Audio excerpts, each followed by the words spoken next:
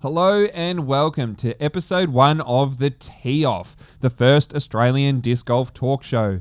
My name's Paddy Robinson and I'm joined by Jarrath Sweetten, Andrew Ferguson and our very special guest, the Australian women's champ, Cassie Sweetten.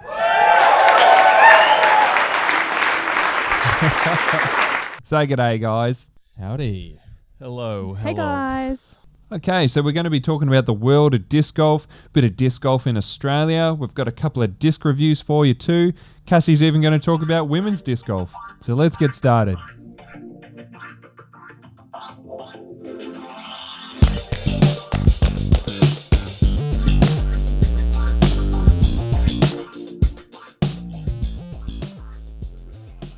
There's been some big tournaments lately. First one I think we should chat about is the Glassblown Open, which was organised by Dynamic Discs, held in Emporia, Kansas. And what a massive tournament. She's a big one. Huge. 14 divisions, playing over 6 courses. Insane. Tournament goals there, I think, guys. They should have had 7 courses. Next year. Well, first off, we'll chat about the winners. In the Men's Pro Open, we had Paul Macbeth finishing on 22 under, and Nate Sexton was close behind him on a 20 under. In the Female Pro Open as well, there was a tie for first, Paige Pierce and Hannah Leatherman, who shot a hot, unofficial 980 rated round. Wow.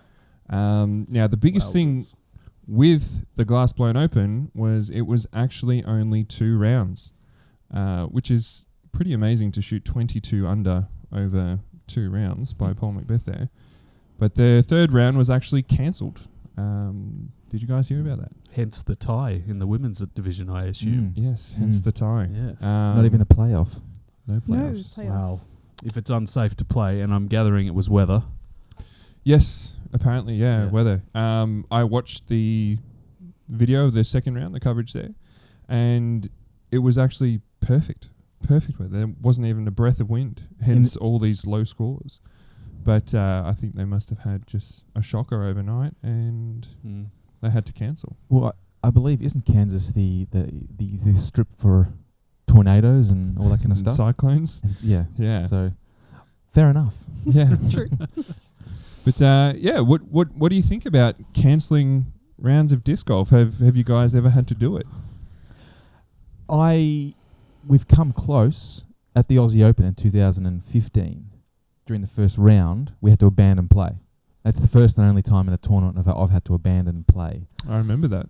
I was there. And that was pretty full on. That was Yeah. there was a lot of rain and thunder and lightning, and we were all Yes. very scared. Yeah. So we ran inside the clubhouse and hid for about 2 hours. Didn't you call me on the rain delay? And you were Did standing I? there with Dave Felberg? I think I was, Yeah. yeah. There was a big strike of lightning and I pooed my pants a little bit Yeah. and thought, I hope everyone is safe because that was really close. But apart from that, no, that is the only experience I've had with abandoning some sort of round, but not a cancellation. Yeah. It's a big call. Yeah. I saw this hilarious post by Paul Macbeth saying he was saying that Nate Sexton said to him, he's just one big storm away from winning his first major title. You'll get there, Nate. Cool. You'll get there. That's good. No, I think it's. I mean, I would imagine no TD would want to ever cancel an event. Halfway through, or Yeah. a third of the way through, or whatever, 2/3, because the amount of time and effort that goes into it is just astronomical. You know, we've all run events and been a part of it, and you'd just be devastated having to, pack up early, and your sponsors probably might not be happy because they're not getting all the exposure, and the players aren't happy because they're not getting as much bang for their buck, and so I'm sure these decisions aren't made lightly, but certainly disappointing for GBO. I think at the end of the day, the players are more important injury wise. Oh, You don't want players out in the course in those kind of conditions. Yeah. So I think it was a great decision. Yeah. Yeah. Yeah. We want smoke and scores out there. Yeah. That's right. Not smoking heads. Yeah. And Jazz and I have been to Japan Open twice now, and even the conditions we played in over there, is crazy. And I think, it gets to a point where, it's monsoon season over there when we were there. And nearly one of those days could have been probably cancelled from the conditions that we played in. Yeah, but I guess you have to think about why they're cancelling it in the first place. They're probably not going to cancel it because of extreme rain or just flooding. Like you usually see tournaments go ahead when there's just flooding, but I think it's more, thunderstorms and all that sort of thing that's cancelling. Lightning's the big one. And we're pretty fortunate in Australia.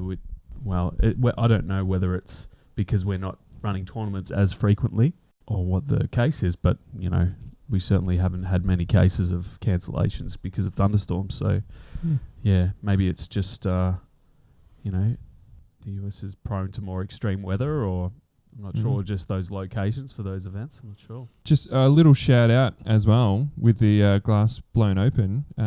We had Aussie Jordan Wheeler compete.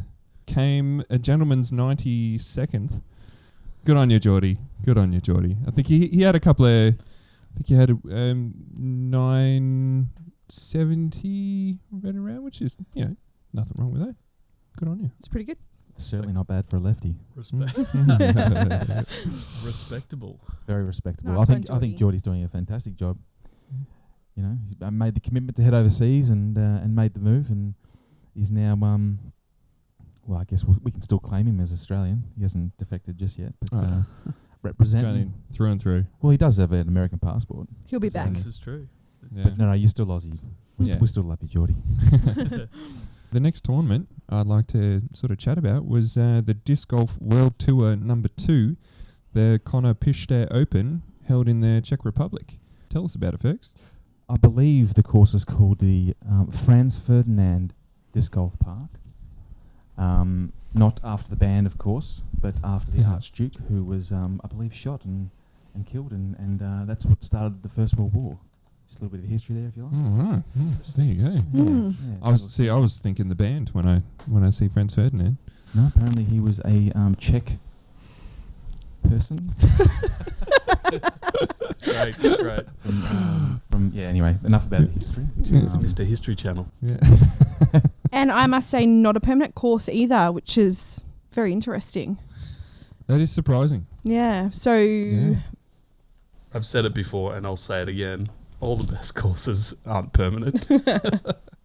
Yeah, it's tough. It's a tough sort of thing. Like, it's a shame that it's not permanent, that you can't just go there and play it. But in a way, it makes you really want to go play that tournament because it adds that element of something special. Could you liken it to isn't it Augusta that only gets played once a year as a major in ball golf? The Masters. Masters. I believe it's actually only open for that one event or something like that. That's what I've heard. All right. I may be a liar, but anyway. I don't watch much ball golf. You just play it. I just play it. Actually, I had someone at work the other day that I said, I actually went out and played a bit of ball golf. And she corrected me. She went, why'd you call it ball golf? Because you play with a ball and we play with discs. Yes. Yeah. But no, I think it's a beautiful course, though. I certainly wouldn't mind having Franz Ferdinand in my backyard. Totally agree. Yeah, it looks the business. And as you said, Cass, a temporary course. Yep. I don't know if you guys noticed, but they had the tee pads laid out for it, of which some of them were built up. Yeah, whole one. Like actually on, with a full decking, which was looked neat. Yeah, it looked really, really nice. Yeah, I did hear Simon Lizotte. I think he was in the commentary in that third round there. He was talking about how it was pretty gnarly because if you went off, it was like about a metre drop. Yeah. Yeah. Was there rain? I can't In remember. the third round there was. Yeah, there was a bit. It looked pretty. Yeah. A little bit slick. Yeah. But awesome course though. And Yeah. probably the best thing I loved about it was the fact that there was just minimal OB. Yes. Yep. Yeah. Yes. Minimal OB. Like pure disc golf. You're not having to bloody worry about, marking it where it went out and you're not playing in the trees. I've never seen so many pros get into strife in the rough and be on their knees throwing, little sidearm flicks out and all sorts of stuff. I think I saw Simon Lizotte on hole 1 try and putt off both knees. Do You they? know, Yeah. And it's those kinds of things which make it really cool. Without, I think, if you throw a bit too much OB in some of these courses, you just lose a bit of that theatre and a bit of that drama. Mm. So I really like that about it. Yeah. Good course location and good course design. Yes. Allowing for that. There's nothing better than seeing someone make that special recovery too. It's obviously a bit of a luxury as well, just with the grounds that they have out there at the at that location. Yeah, that they're able to do that. I guess. I mean, you don't see any cars driving, down. Not playing right next to a main freeway, which kind of really detracts from what from the experience, probably as a player and certainly as a viewer. You're just surrounded by amazing trees and green grass, and it looks profesh. It's done well. And the amount of the gallery that they had it over the 3 days as well. You look at the first day's play, there was probably like 200 to 300 people following the lead card. Then you look at the last day and there's like hundreds. Yeah. It's amazing. That was great. Yeah. Did you guys see the little, so the top card did a little tradition? Rattling the chains. Yeah, rattling the chains. Mm. How good was that? Mm. Like, and the gallery were doing like, a Mexican wave thing as they were going in. What's that rattling of the chains? I didn't see that. So if they all card birdies, then they come in and they all grab a chain and give it a rattle. That's awesome. Yeah. Oh, for a star birdie. Yeah, for a star birdie. That's awesome. Yeah. Yeah. Wow, that's cool. A cool idea. I like it. These quirky checks. Well, I guess we should also discuss the winners. So Ricky Wysocki with a 37 under over 3 rounds. Yeah, took it 2 strokes over Paul Macbeth. Sorry, Paul, but jeez. Yeah, it's tough. But especially when didn't Ricky shoot 15 under in the first round or something like that? Course record. Yeah, course record. And then Paul Macbeth came out in the second round to do the same. Yeah. He did the same. Yeah. Wow. Yeah, right. Yeah. It's funny, isn't it? Because you have these. I know there was a little bit of feedback from the Aussie Open, say for instance, where you've got Wysocki coming in with I think he shot a 17 under in the first round. Yeah, wow. Which is lights out, obviously. It's crazy. Ridiculous. Course record, I think Eagle had a 16 under.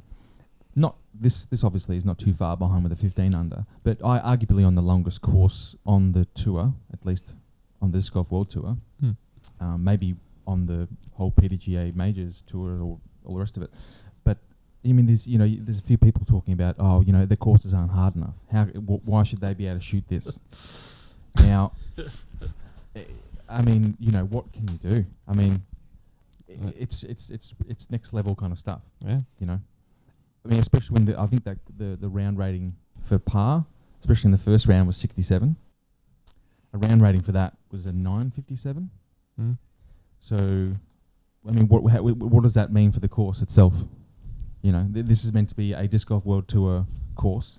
They're aiming probably for 1,000 rated, but it's coming in as a 957. Mm. So For par. for par. Yeah. So what was his round rating for his first round? 70, 71. Okay, so how do you design a 1,000 rated course nowadays? Yeah.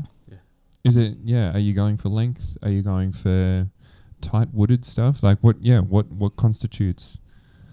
I actually did watch a tiny bit of the Masters with ball golf, and you look at that. And So you do watch ball golf? I caught it just a little, just a little bit. But these guys are coming in. The lowest scores, they're not even breaking 10 under. It's like, well, Over 4 rounds, you're talking about? Yeah. Yeah. Or even just in one round. Like a 2 under is, a great score. But So I mean, do we have to compare ourselves to ball golf? Like, do we have to be sitting at 10 under? Do you know what I mean? Yeah. Why can't we be 30 under? I just don't know. Sometimes I think, well, why do we have to be exactly the same as this sister sport? The courses are hard. They're not easy courses, but these guys are just incredible. Well, there's certainly there's a few players that are in a league of their own, really, isn't there? He's not the world champ for no reason. Mm-hmm. Yeah. Dude can putt. Dude can putt. And it's very rarely that you see him miss. Ugh. Those raptor legs. Those raptor legs were in full effect on that back 9. They were. Jeez. I thought I was watching an episode of Jurassic Park. But enough about the men. There was a bit going on with the female Pro Open in the Konopishte Open as well. It actually went down to playoff.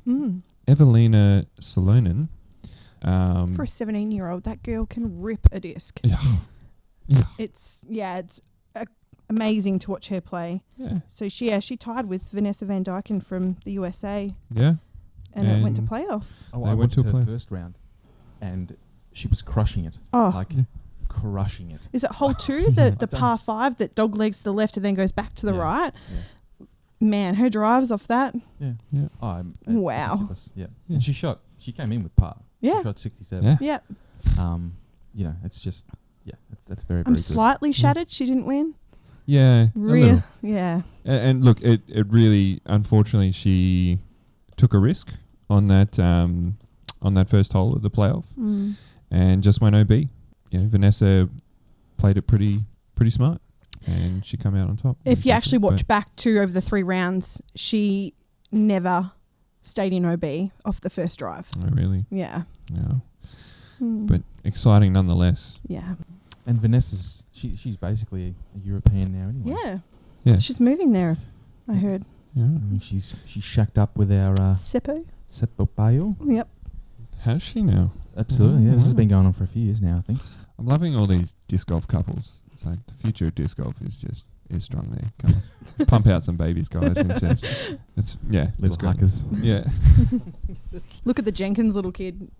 Little unit. Yeah, the footage that Ave and Leah put up of him. It's crazy. And he's throwing the disc upside down. So imagine when he throws it the right way. I did notice Paul Macbeth's gone back to the straddle putt. I thought that was interesting. He was still draining big putts, but yeah. Is it a back issue? Is that why he's gone back? Does anyone know? Or Back or knee? Yeah. Or maybe it was knee originally, but maybe it's back. I don't know. Yeah. I'm not too sure. Does it matter? Maybe give him a call, Pat, and ask him. Maybe it will. Yeah. Yeah. You can. What are you doing, mate? Well, I mean, I didn't really see him miss a putt because of it, though. Yeah. I think what round was it? Second round. Yeah. He was 100% inside the circle. Yeah. Well, they all were. They all were. 100%. He was. inside the He circle. had like 3 or 4 outside the circle putts as well. Mm. Like it was draining them. Yeah. When you're that good, hey, doesn't matter what stance you do. Maybe it's because he's wearing pants. Yeah. Maybe it looks better when you're wearing pants. That looks Yeah. better to straddling. Yeah. Yeah. Let's get off Paul Macbeth and maybe talk about Simon Lizotte. This guy, I'm full team Lizotte this year.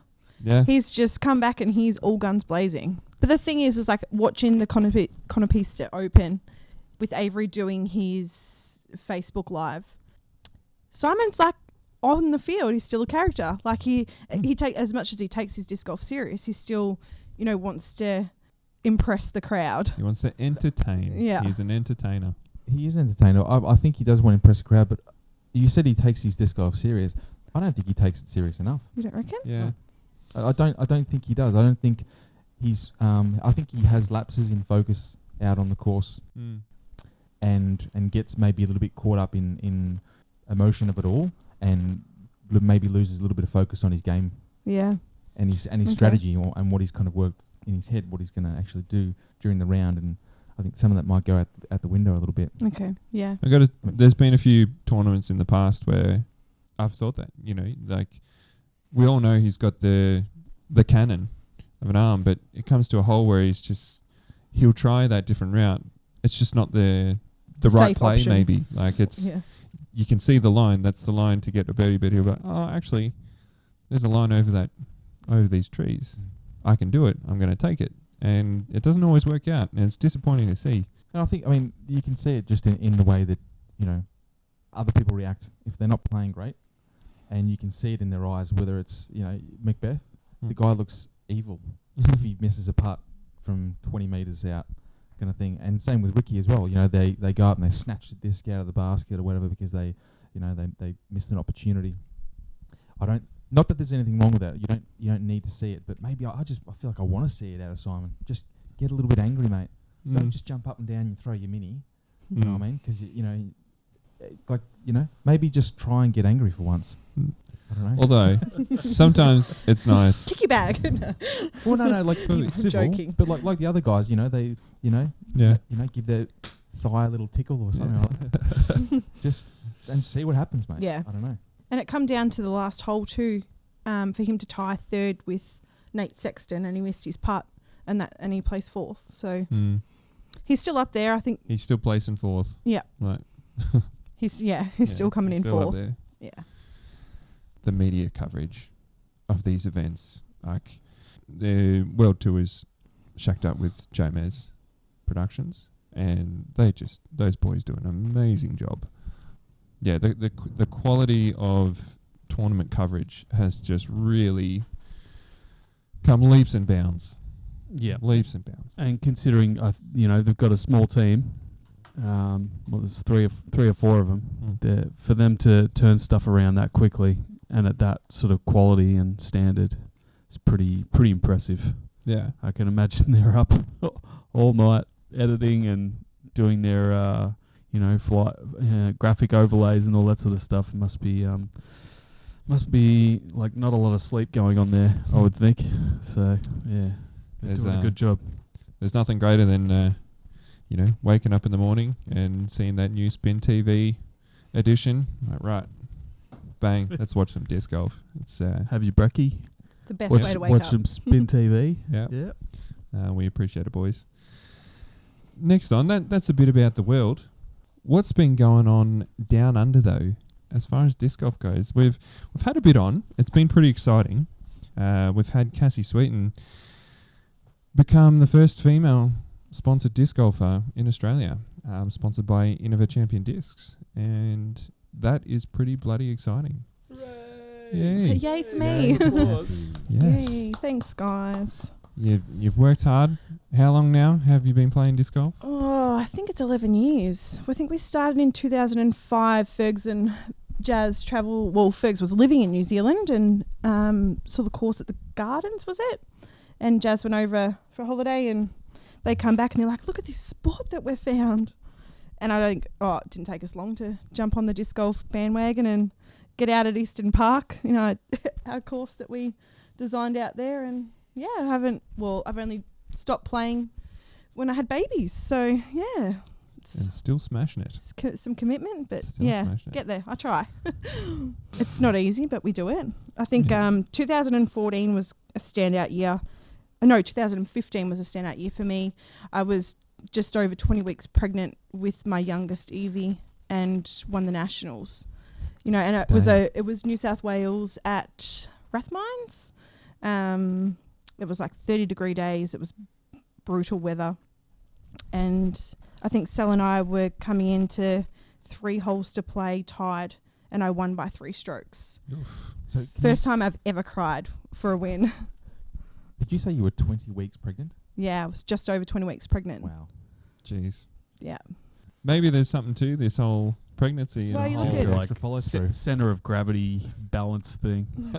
Ragnar, big the day too. sensors are up. The heightened Yeah. abilities. Maybe we should look into this. Maybe this is a little unfair. Research paper coming up. Yeah. Who really won the 2015 Aussie Champs?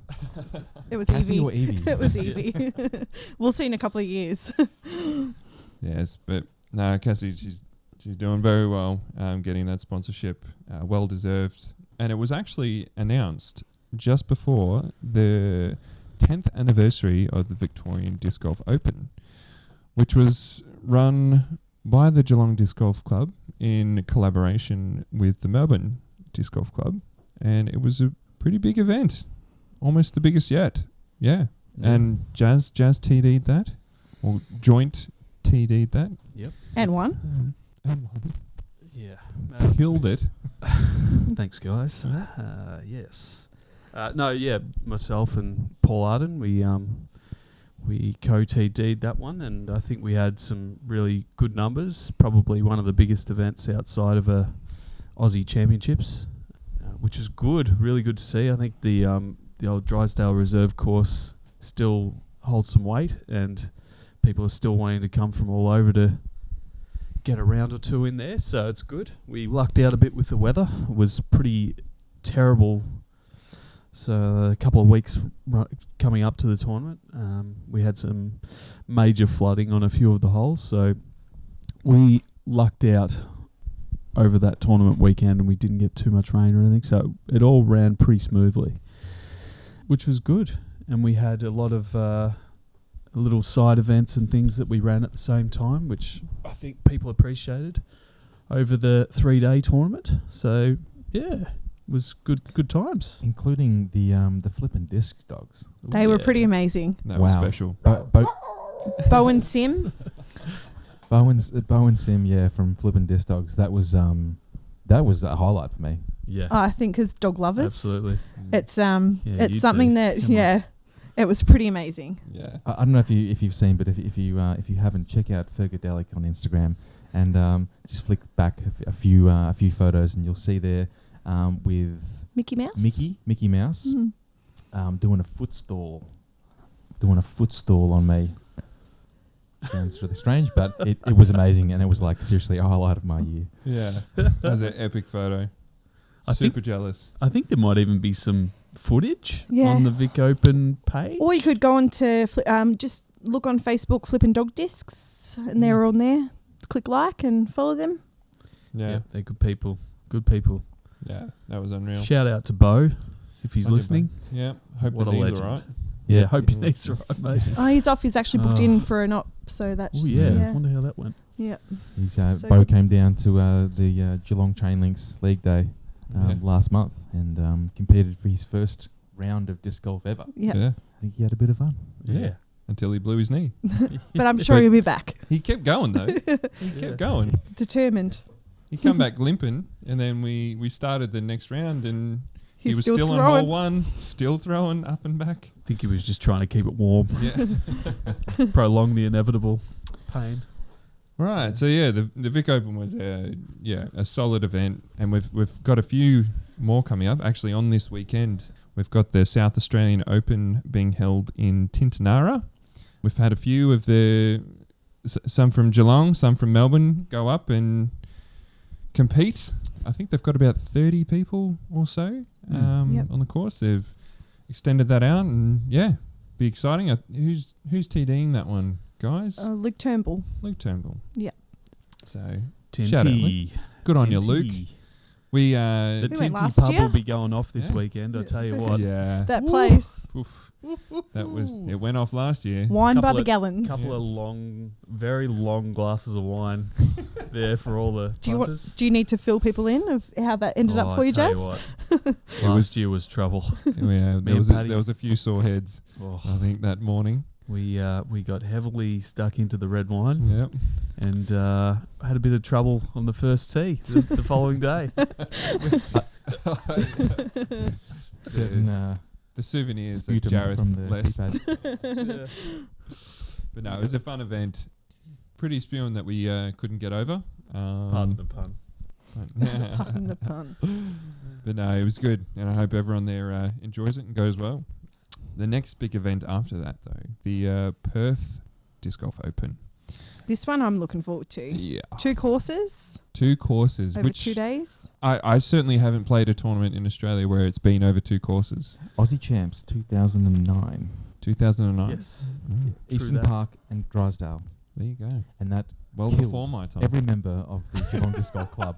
There was so 2 much temporary courses. anger in those setups. Yeah. Oh. Yeah, at least with Perth and Mundaring, they're already set up. I mean, sorry, I should say Gidgegownt, Pine Yeah. Lines. They're already set up, ready to go. Yeah. Which is going to be a lot very helpful for the club. Yeah. Is And involved. 2 completely different courses as Yeah.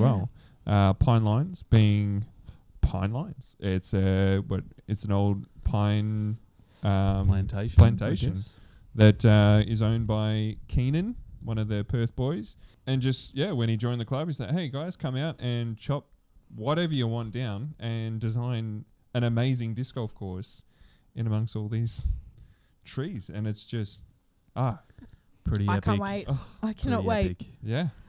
But It's, I don't know. I think I'm as much as I'm excited to go play Pine Lions, I cannot wait to go back to Mundaring. Yes. Like that course just, it holds it up there for me.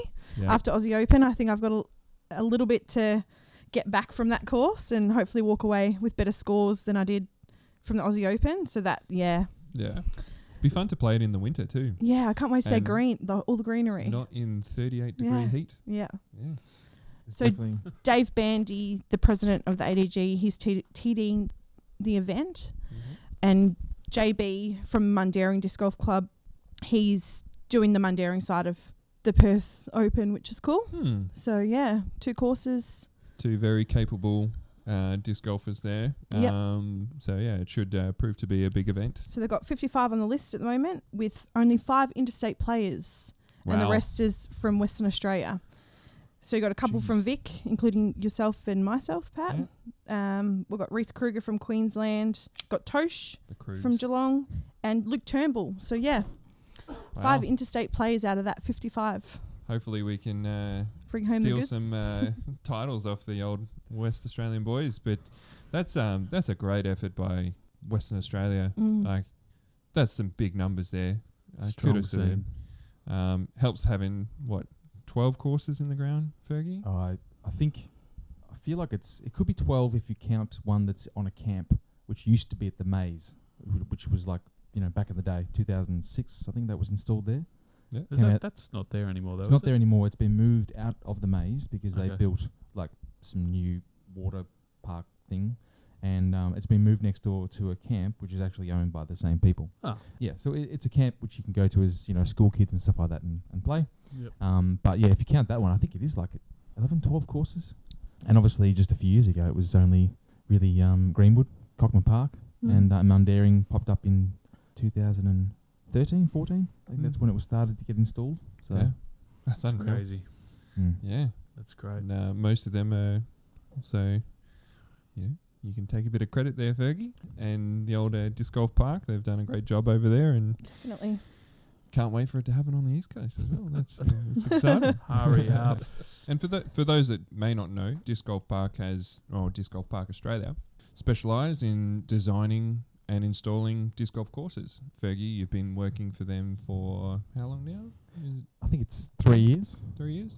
Yep. Yeah, and in Australia we've only got about 50 courses, but we are getting bigger. And one question we do get a lot, how can we actually get courses installed? We all live near a park that could be great for disc golf, but it's not always an easy task getting that over the line, especially with councils and money and whatnot. But what would be the best way to get it started, Fergie? What advice do you have for beginners out there or for people? You need to reach out to your council and let them know that you exist, because they don't know that you exist. Yep. They don't know you play disc golf. They don't know what disc golf is.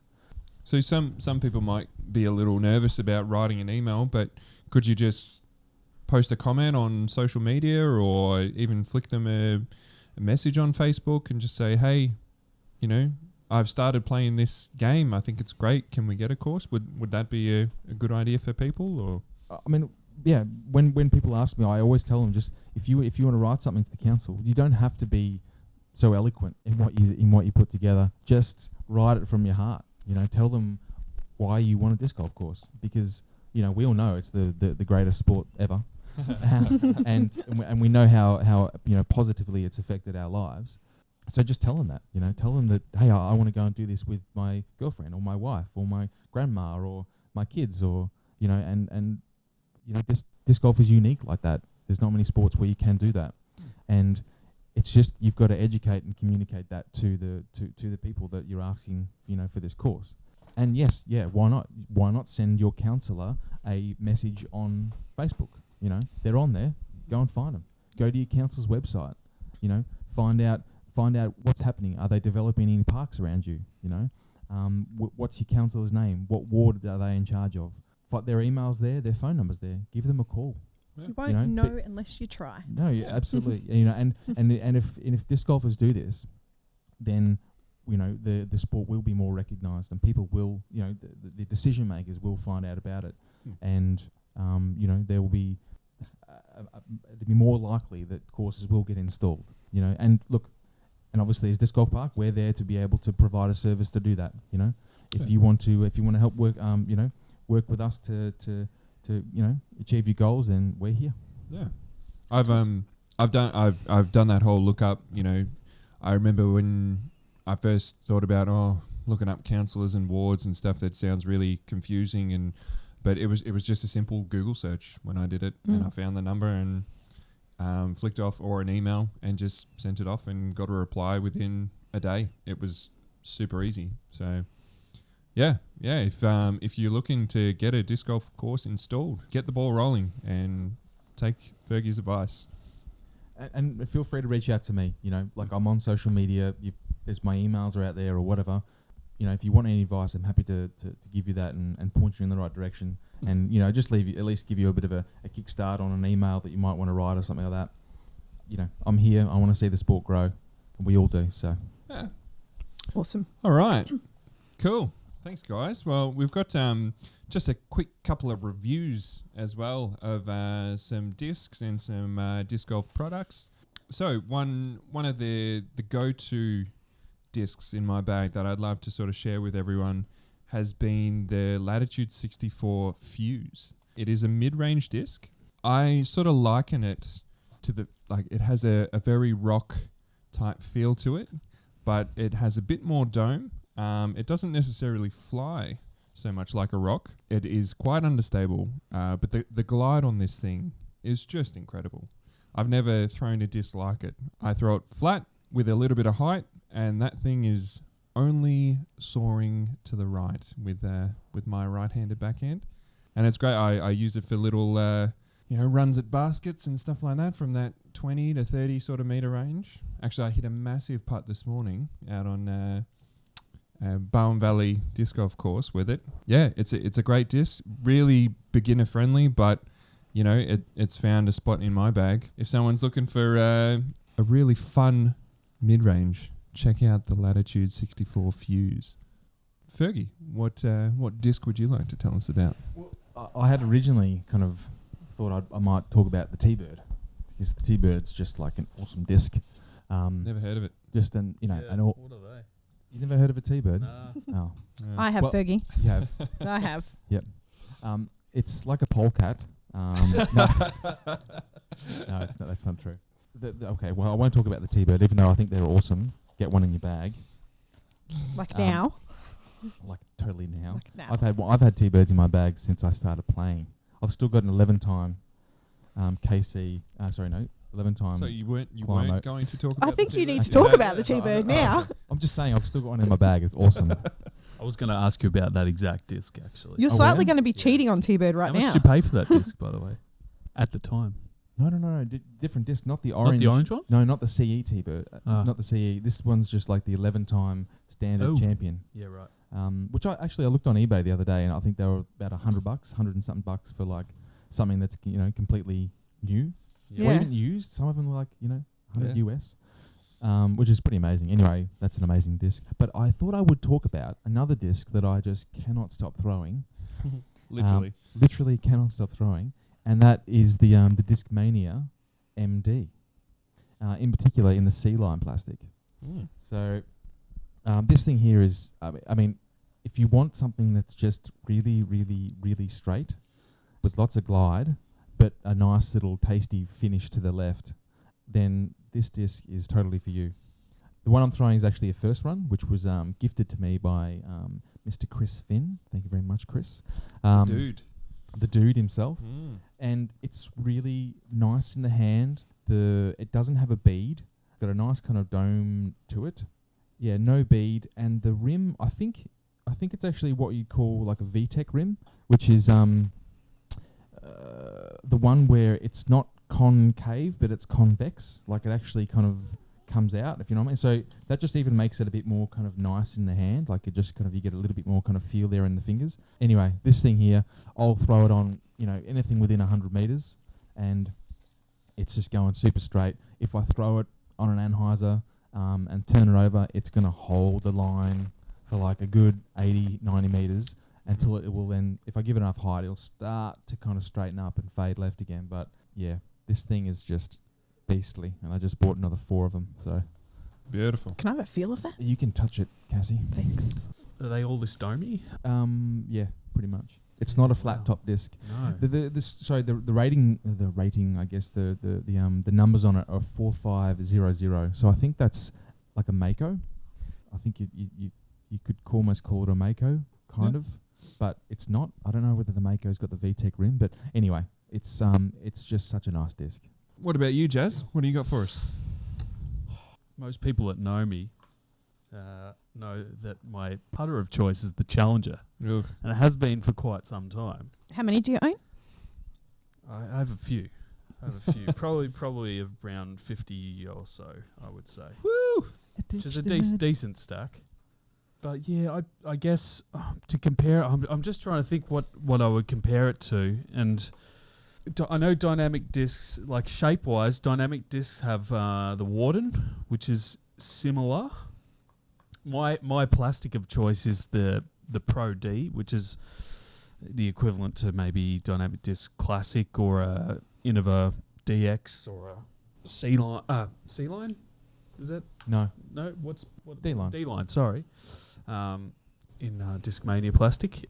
I use it for throwing and for putting. So quite a stable disc. As far as flight, it would be similar to maybe a D-Line P2.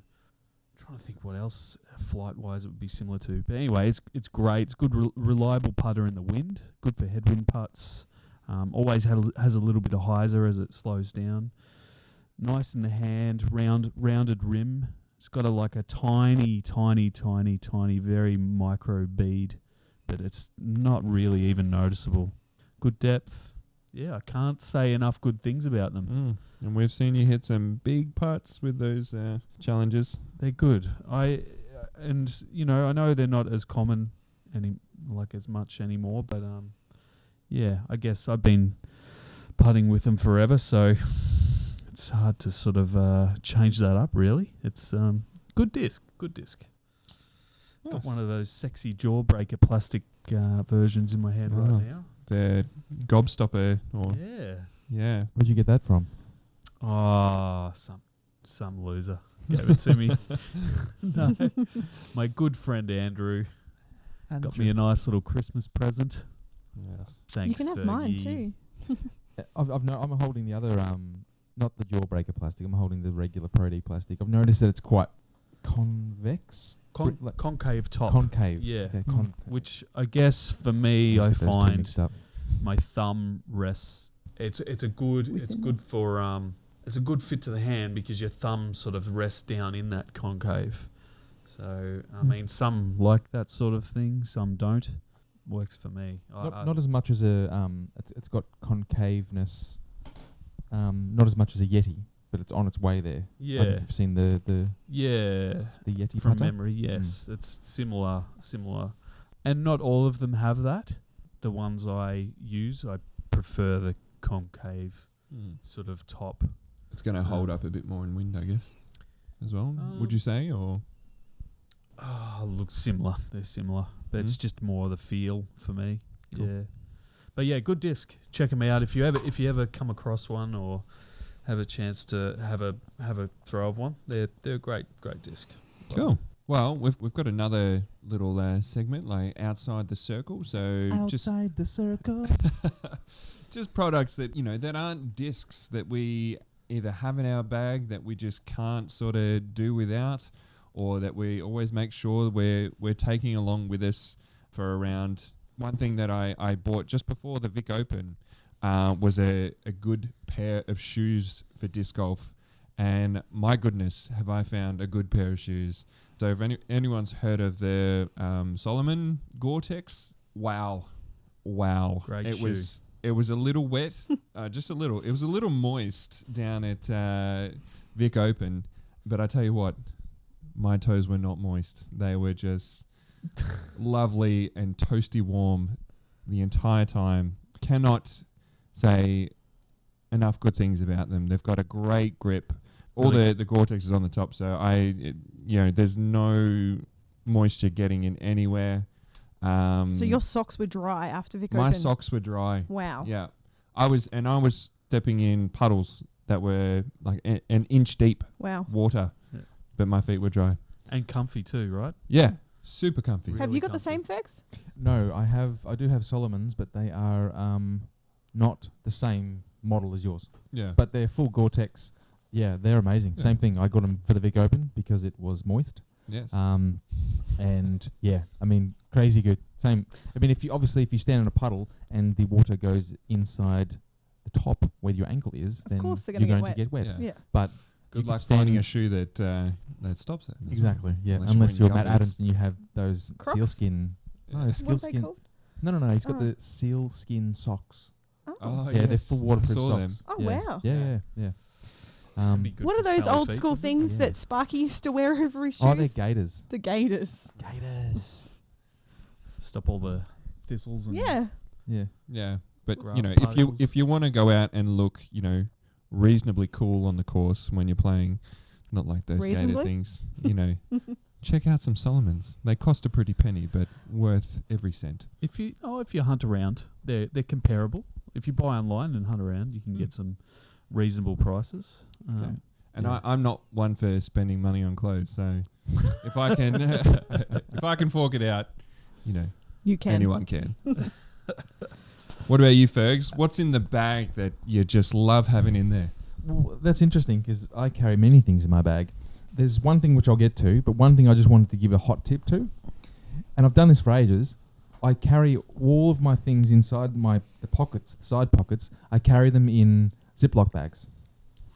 Now, Great idea. seriously, Smart. so I've got a little my ibuprofen Oh, kind of Band-Aid pocket one that I pull out, Like a so I first know aid what's in kit? there. Drugstore. Yeah, and then I've got like some food one, and I've got this one. So there's no kind of hunting around trying to find something, or you're trying to find $1 for the ace pool at the bottom there somewhere. Nah, it's all in one Ziploc bag where I know it is. So he's not just a pretty face, this no, guy, is he? you may call it OCD, but whatever. I was just going to say OCD. that. You've got problems. But they're clear as No well, one so you said can that lift it up and you can just, I can see what's in that, and then throw it back in. But apart from that, Gets me something down, that's doesn't been in my bag for ages, and I might not use it all the time, but it's just there, is a hacky sack. Oh, Yeah. mate. I've got one How do you You've too. got to bust it out. But the thing is, though, we're not waiting on tees enough. You know what I mean? True, Like if true. if it was a busy course and we were out waiting there to, for some group in front to finish, we'd flick out the hacky sack. But Hmm. I don't get it out enough. But geez, it's always there. And I- coming from a guy that grew up with a fantastic acting career, and one of his jobs was to Kick a cup. hacky sack a glass Coke cup into a Hungry Jazz commercial. I thought you'd be all about the hacky and more of it. Like I am, it's there, but it's just hidden away a little bit. Maybe I should keep a Coke need- glass in my bag. Yeah, instead. right. Yeah, exactly. There was one time where we were waiting, and it wasn't on the disc golf course, but we were actually waiting in line at the airport. Oh, And stop. we thought, oh, well, we've got a bit of time. Let's get out the hacky sack. I don't think that and, was a good idea.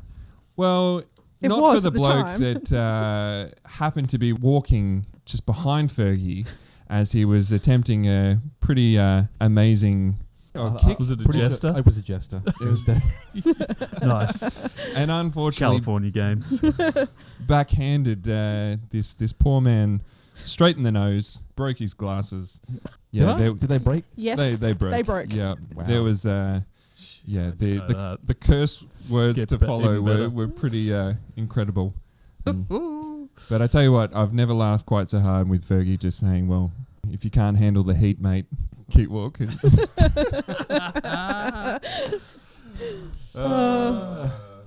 Fantastic. Yep. What about you, Jazz? What do you Well, take with you? Yeah, there's probably the one I've been using a bit lately, and we got some a while back, was simple stool for sitting on when you're waiting on backups and all that sort of thing.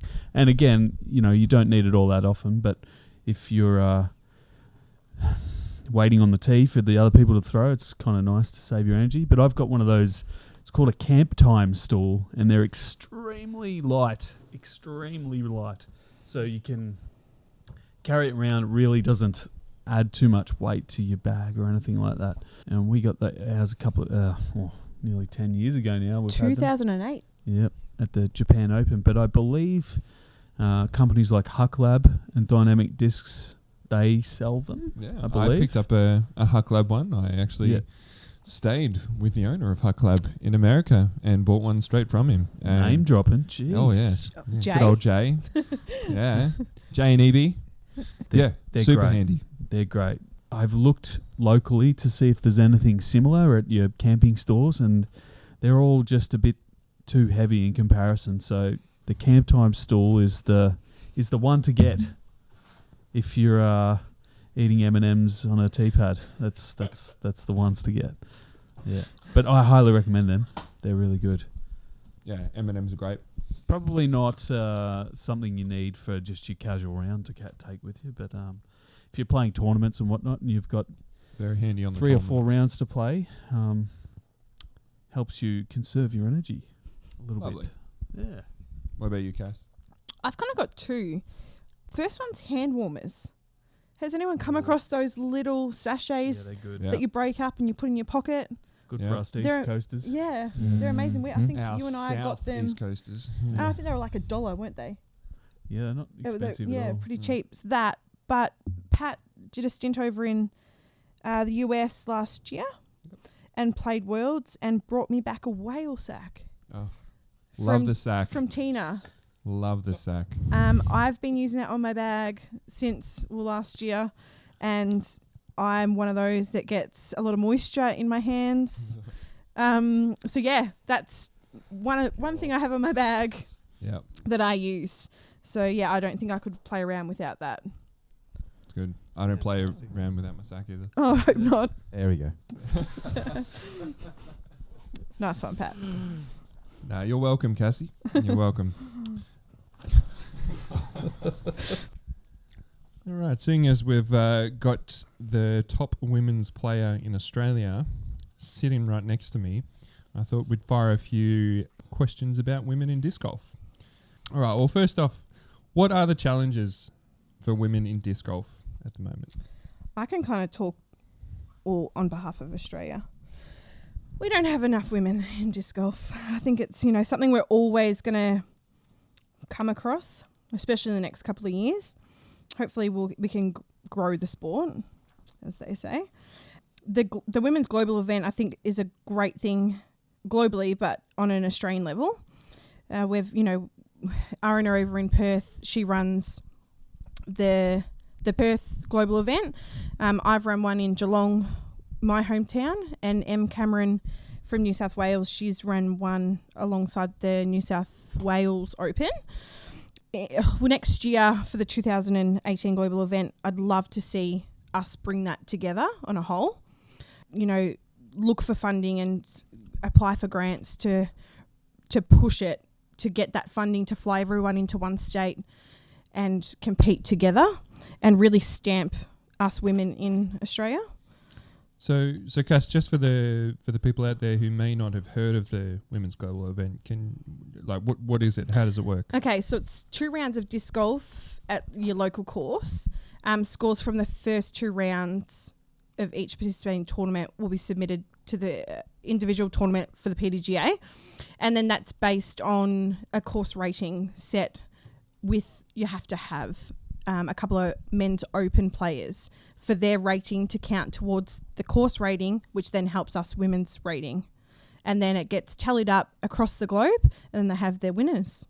Wow, so it's women all around the world. All around the world. Coming around and competing basically against each other. Yeah, so you could have crew in Santa Cruz, you could have guys in Sweden, Finland, and us in Oz, New Zealand, competing across the globe. That's fantastic. Yeah, it's fantastic. been really good events in the last few years, and it runs every 2 years. Can we have a men's version? Yeah, I think it Actually sounds fantastic. Can it be equal? It sounds unreal. Super jealous. In fact, I think I remember Arina running one of the events, and our president Dave Bandy playing the entire event with a skirt on. I think they a few of the boys got dressed up and made a bit of a laugh of it. Glenn White. Yeah, was Glenn one of White. Yeah. Yeah. I think it's a great idea. Yeah. They're a strange bunch over there. They are. So, it's not including men. We need men to play for us to get our ratings and the course rating. So we encourage everyone to come out and play, but it is focused in women in the sport. Yeah, I think that's great. At the moment, though, do you think women are treated equally in disc golf? Yeah, of course. I don't think we're excluded from anything. Well, especially here in Australia, it's very equal. I don't really think that we're mistreated in any way. I think as the sport grows, women might become more seen in the disc golf world, especially here in Australia, because we are competing against men on a higher, like yourself and Fergs and Bandy, us women are competing with you guys. So I think that we're only going to get better as the years go on. Being mistreated, no, not at all. I disagree, yeah. So you mentioned a few tournaments there, and there's been a little bit of talk lately about creating shorter tees for women in tournaments. Do you think this is a step forward or a step back?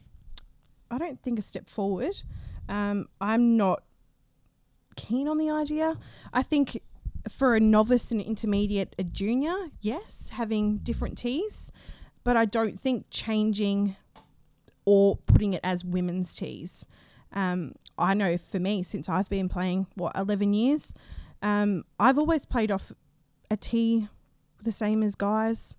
I think for me, it's better for my game. Like I'm learning, I'm watching the fly of the disc of what you guys throw, and I'm trying to hit those lines as well. It's better education for me in the sport. I didn't actually read the article, so I can't be talking about that in particular. But do you know are they referring when they're talking about changing the tees? So we're talking about making them closer? Yes. Okay, so reducing the length of the hole? Because obviously you've got a lot of courses which are length is not so much part of the course. It's more about accuracy. Yeah. So if you've got like in Australia, let's say for instance like Pine Lines, it requires a lot of accuracy because you're hitting tight gaps. Is there a purpose in having two different tees on a course like that, or are we just purely talking about like let's move the tees forward because women don't throw as far as guys? Look at Aussie Open that we all played earlier on in the year. We all played off the same tees. It didn't feel like we should be playing off shorter tees or anything like that. I just don't think that it needs to be done, especially from women to men.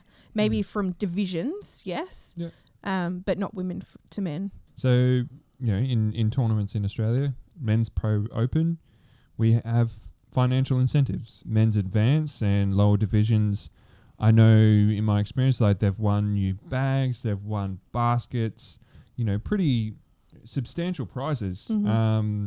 What are the prizes like for the women's division? Are they fair? I'm going to be blunt, and I'm going to tell this how it kind of is. I don't think it's fair.